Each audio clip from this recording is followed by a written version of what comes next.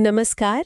आज हम Napoleon Hill की एक थोड़ी कम चर्चित किताब पर बात करेंगे। हाँ, मन की शांति के साथ धनवान बने, मतलब grow rich with peace of mind. बिल्कुल, ये उनकी जो मशहूर किताब है थिंक एंड ग्रो रिच, उसके काफी बाद आई थी, सेकेंड वर्ल्ड वॉर के बाद के माहौल में। सही। तो आज हमारी कोशिश यही रहेगी समझने की कि हिल ने मतलब फाइनेंशियल विजडम को दिमागी और जज्बाती सुकून के साथ कैसे मिलाया। हाँ, ये सिर्फ पैसा कमाने की बात नहीं है। नहीं, ये है शांति के साथ अमीर बनना।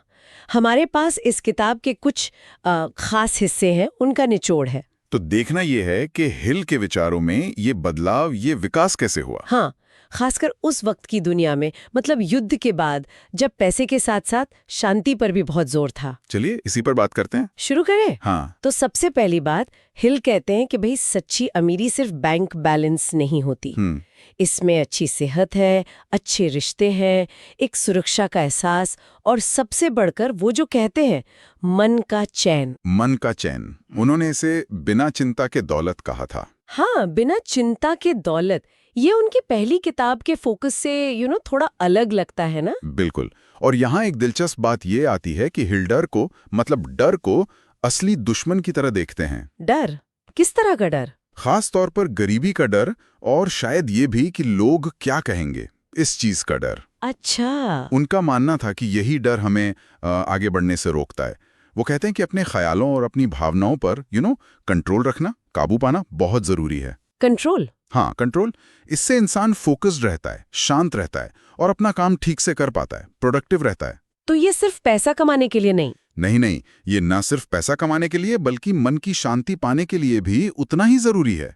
ये एक तरह से उनकी जो पुरानी सोच थी ना कि आप वही हैं जो आप सोचते हैं। हाँ, आप वही हैं जो आप सोचते हैं। उसी का अगला कदम था ये कि आपके जो मुख्य विचार हैं वही आपकी हकीकत बनाते हैं। तो मतलब सिर्फ पॉजिटिव सोचना ही काफी नहीं था, डर वाले विचारों को संभालना ज्यादा जरूरी था उनके हिसाब से। हाँ बिल्कुल, उनका यही मानना था कि डर और चिंता वाले ख्यालों को काबू में रखने से ही वो दिमागी स्पष्टता, वो मेंटल क्लैरिटी मिलती है। अच्छा। जो सही फाइनेंशियल फैसले लेने और शांति महसूस करने दोनों के लिए जरूरी है। ये सिर्फ विल पावर से आगे की बात थी। समझ गई। और ये सिर्फ पर्सनल लेवल तक ही नहीं था, है ना। हिल ने इन बातों को उस समय दुनिया में जो बड़े बदलाव हो रहे थे उनसे भी जोड़ा था। एकदम सही कहा। हिल ने अपने सिद्धांतों को युद्ध के बाद की जो तेजी से बदलती दुनिया थी उसके हिसाब से ढाला। उस समय तो काफी कुछ बदल रहा होगा। हाँ, नौकरी के बाजार बदल रहे थे, नई टेक्नोलॉजी आ रही थी, समाज का पूरा ढांचा बदल रहा था। हिल समझ रहे थे कि इन सब बदलावों के बीच टिके रहने के लिए अंदरूनी मजबूती चाहिए। अंदरूनी मजबूती? हाँ, जैसा उनका एक कहना भी है, आत्म अनुशासन आपके विचारों पर महारत हासिल करने से शुरू होता है। मतलब पहले अपने मन को साधो। ये बात तो काफी गहरी है। और फिर वो सिर्फ पैसे या मन की शांति तक ही नहीं रुके, उन्होंने नैतिकता, मकसद, इन सब की भी बात की। हाँ, और यही बात इस किताब को ज्यादातर जो सक्सेस वाली किताबें होती हैं उनसे थोड़ा अलग करती है। कैसे? हिल का मानना था कि ईमानदारी से जीना, एक तरह की स्पिरिचुअल अवेयरनेस रखना और जिंदगी में एक मकसद होना, ये सब टिकाऊ दौलत और सच्ची शांति दोनों की बुनियाद है। मकसद होना? हाँ, उनका एक मशहूर कोट भी है कि मन की शांति तब मिलती है जब आप दुनिया के पीछे भागना बंद कर देते हैं और अपने असली मकसद के साथ जीना शुरू करते हैं। ओ, मतलब चेज करना बंद करो और अलाइन हो जाओ। बिल्कुल, ये पाने से ज्यादा होने और जीने पर जोर है। तो अगर आज के हिसाब से देखें, इसका क्या मतलब निकालें? ये किताब शायद उन लोगों के लिए ज्यादा काम की है जो आजकल की भागदौड़ वाली संस्कृति से थक गए और पैसों के साथ साथ दिमागी सुकून भी चाहते हैं। हाँ, मुझे तो ऐसा ही लगता है। इसकी जो अच्छी रेटिंग्स हैं 4.45 स्टार, वो भी शायद यही दिखाती हैं कि लोगों को ये संतुलन वाली बात जो है वो पसंद आ रही है।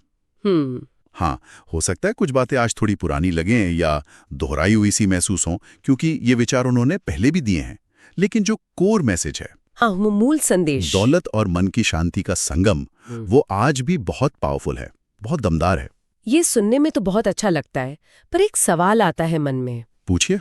क्या आज की इस तेज रफ्तार दुनिया में, जो शायद पहले से भी ज्यादा अनिश्चित है, क्या इसमें पूरी तरह से बिना चिंता के दौलत पाना वाकई मुमकिन है?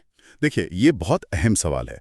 शायद पूरी तरह चिंता मुक्त होना एक आइडियल सिचुएशन हो, एक आदर्श स्थिति। हाँ, शायद। लेकिन हिल का जो पॉइंट था वो ये था कि हम अपनी सोच और अपनी प्रायोरिटीज को बदलकर चिंता को बहुत हद तक कम जरूर कर सकते हैं।